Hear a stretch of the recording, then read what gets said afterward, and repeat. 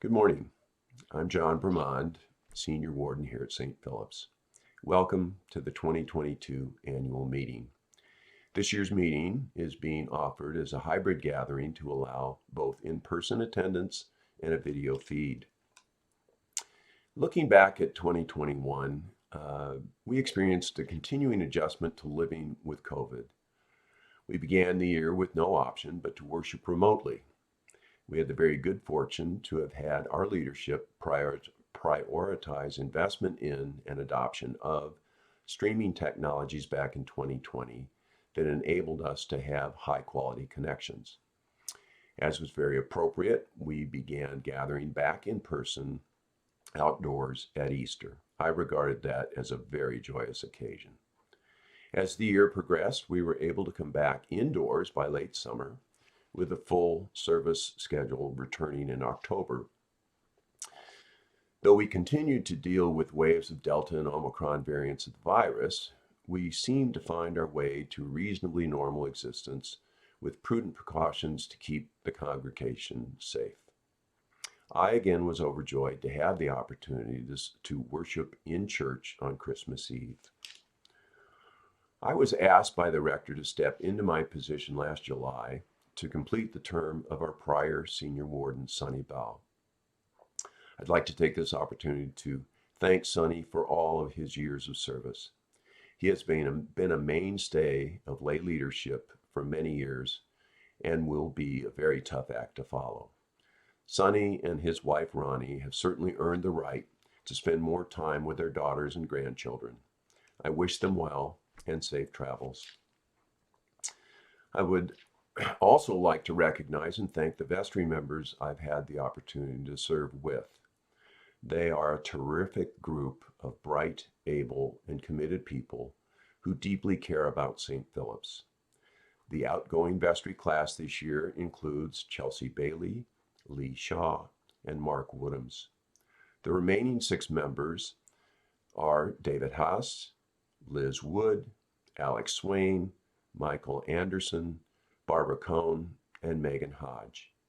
The nominees to fill the 3 open positions to be elected at this annual meeting are Roger Rainbolt, Meredith Mullins, and Erica Johnson. I look forward to working with all of them this year. I would be terribly remiss if I do not tell you what special people occupy the positions of junior warden and treasurer. Bonnie Wynn and Herb Burton have done yeoman service in their roles. Bonnie has not only served as the junior warden with all the responsibilities that position brings, but also served as the stewardship chairperson for 2021. Herb has not only been the treasurer and chairman of the finance committee, but has overseen the transition of the church's accounting conversion from an in-house function to an outsourced relationship with YPTC. In that transition, he has personally stepped in to be the point person in dealing with the auditors, which has become a full-time job. Several developments have arisen over the past year that have created challenges and opportunities for us. On the challenge side of the equation, we were notified last summer that the beginning school, which had operated at St. Philip's for many years, was closing, and that the rents the school paid had been factored into the church's budget for 2021. The announcement left a gap in our revenue stream. The beginning school closure also brought good fortune in that one of the teachers from the school wanted to open a new school to be known as Catalina Hills Preschool.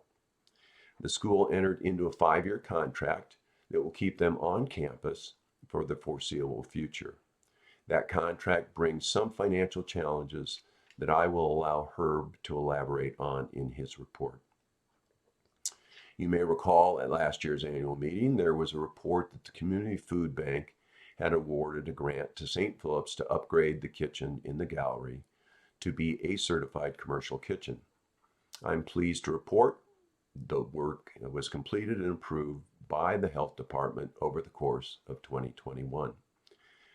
We now will be able to utilize the kitchen for our own uses and to finalize a relationship with the YWCA to create the Women's Business Center to help address food insecurity issues in our community. I'm perhaps most excited about an opportunity that arose out of the generosity of an anonymous donor's offering to fund a master site plan of the church campus. As a lifelong St. Philippian and someone who has played a role in the projects that have been accomplished over the past 45 years, I believe this is a meaningful step in recognizing what has come before and what could be possible in the future. I look forward to the work I expect will occur this year, envisioning how to provide for our future needs. I will close by saying how very blessed I believe we are to call St. Philip's our spiritual home.